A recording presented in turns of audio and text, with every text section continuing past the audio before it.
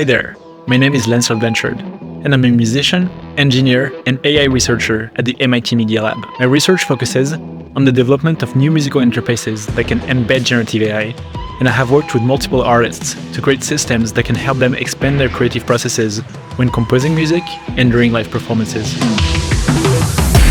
In this class, I'm going to teach you everything you need to know to get started with using generative AI for musical applications.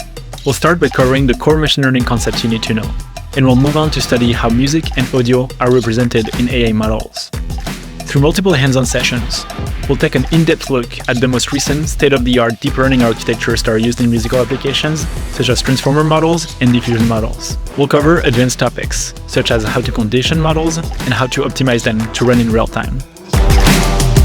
Finally, I'll help you apply all of that knowledge to build a final project that you'll be demoing at the end of the class. We'll also be joined by the amazing, Grammy-winning keyboardist and technologist Jordan Rudess to have a discussion about how artists can use generative AI-powered tools in their creative processes. So sign up, and I look forward to seeing you there.